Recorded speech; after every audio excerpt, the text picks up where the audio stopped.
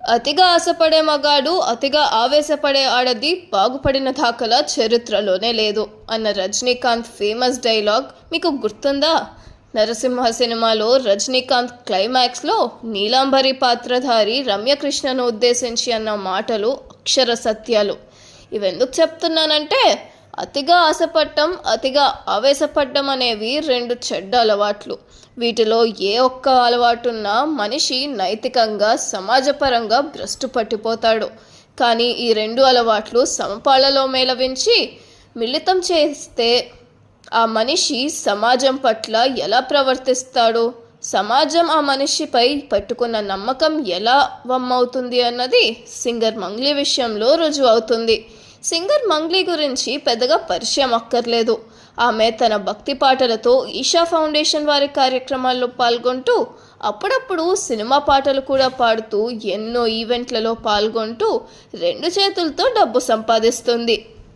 మంచి గొంతు, మంచి రూపం, ఈ రెండు కలిసి ఉండటంతో ఆమెకు తిరుగు లేకుండా పోయింది.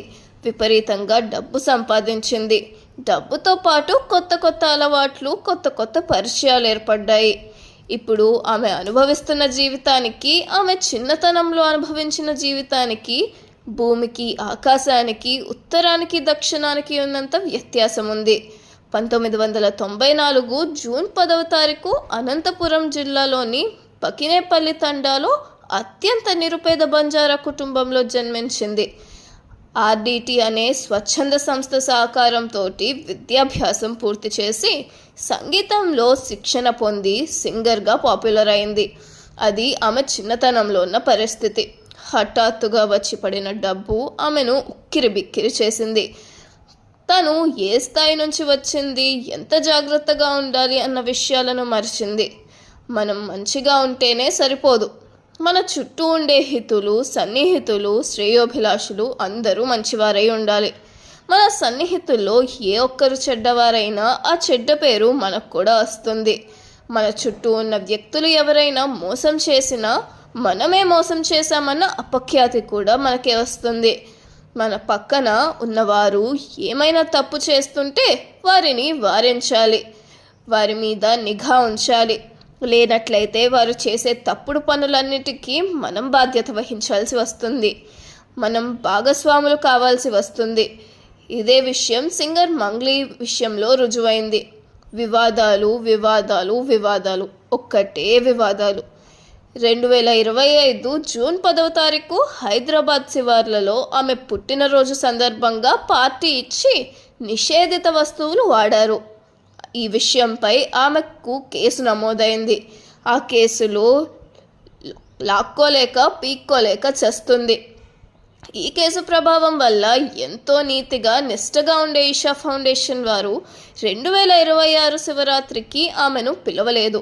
చిన్న చిన్నగా ఈషా ఫౌండేషన్ వారు మంగ్లీని దూరం పెట్టడం ప్రారంభించారు. డబ్బు జీవితానికి అవసరమే. డబ్బు అనేది జీవితంలో ఒక భాగం మాత్రమే, కానీ డబ్బే జీవితం కాదు. మంగ్లీకి సరిపోయినంత డబ్బున్న డబ్బు మీద అత్యాశ తన స్థాయిని దిగజార్చింది. తన తమ్ముడు శివ, తనకు కాబోయే భర్తగా ప్రచారం చేసుకుంటున్న రమావత్ మధు, చెల్లెలు శైలజ వంటి వారు గోకుల్ నందన్ ఎక్స్పోర్ట్స్ అనే కంపెనీ ప్రారంభించారు. వీరి టార్గెట్ అల్లా బంజారా జనాలే. సహజంగా బంజారా జనాలు తమ కులంలో అత్యున్నత స్థాయికి వెళ్ళిన వారిని ఆరాధిస్తూ, గుడ్డిగా నమ్ముతూ వారి కోసం ప్రాణమైనా ఇస్తారు. ఈ విశ్వాసాన్ని, ఈ నమ్మకాన్ని మంగ్లీపై ఉంచారు. ఈ విషయాన్ని చక్కగా గ్రహించిన మంగ్లీ సోదరుడు శివ, మంగ్లీ సన్నిహితుడు మధు, శైలజ చౌహాన్ వంటి వారు ఒక గ్రూప్గా ఏర్పడి మంగ్లీ సిమెంట్ ఫ్యాక్టరీ స్టార్ట్ చేయబోతుంది, మైక్రో ఫైనాన్స్ స్టార్ట్ చేయబోతుంది.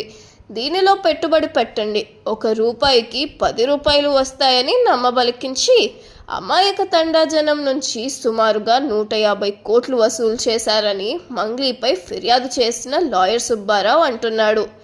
ఇలా కొంతమంది బాధితులు వచ్చి హైకోర్టు లాయర్ సుబ్బారావును కలిశారు. సుబ్బారావు బాధితులందరినీ కూడగట్టుకొని వారితో ఫిర్యాదు చేయించి వారి డబ్బులు వారికి ఇవ్వాలని, లేనట్లయితే చట్టపరమైన చర్యలు తీసుకుంటామని సింగర్ మంగ్లీని హెచ్చరించాడు.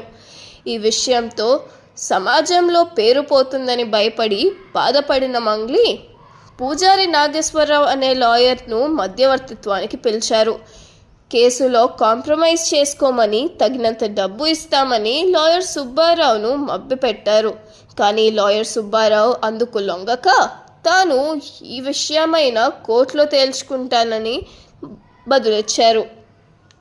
ఈ క్రమంలో సింగర్ మంగ్లీ లాయర్ సుబ్బారావును బూతులు తిడుతూ భౌతిక దాడి చేయడానికి ప్రయత్నించారని లాయర్ సుబ్బారావు ఆరోపించారు. సింగర్ మంగ్లీ తన సన్నిహితుడు రమావత్ మధుకు ఫోన్ చేసి అతని ద్వారా సుబ్బారావుని చంపిస్తానని బెదిరించారని ఆయన ఫిర్యాదులో పేర్కొన్నారు.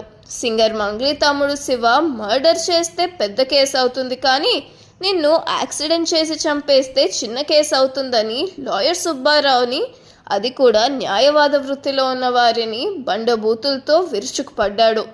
లాయర్ సుబ్బారావు ఇచ్చిన ఫిర్యాదు బలగం సినిమా దర్శకుడు వేణు కూడా మంగ్లీపై కేసు నమోదు చేసింది వెనక్కి తీసుకోకపోతే నీ అంతు చూస్తాను అని లాయర్ సుబ్బారావుని బెదిరించారు. దీంతో భయాందోళనకు లోనైన సుబ్బారావు పంజాగుట్ట పోలీస్ స్టేషన్లో సింగర్ మంగ్లీ తమ్ముడు శివ, శైలజ చౌహాన్, భరత్ చౌహాన్ వీరందరిపై ఫిర్యాదు చేశారు.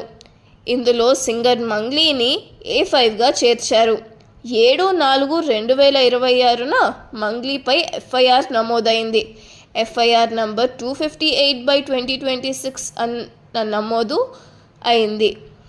భారత న్యాయ సంహితలోని 351, 352 సెక్షన్ల కింద కేసు నమోదు చేశారు. ఎంత పెద్ద పేరు ప్రఖ్యాతలు సంపాదించుకున్న మంగ్లీ వివాదాలకు దూరంగా ఉండి పూర్తి స్థాయిలో కెరియర్ మీద దృష్టి పెడితే బాగుంటుంది. ఎందుకంటే ఇలాంటి వివాదాల్లో తలదూరిస్తే తన టాలెంట్ను తానే నాశనం చేసుకున్నట్టు అవుతుంది.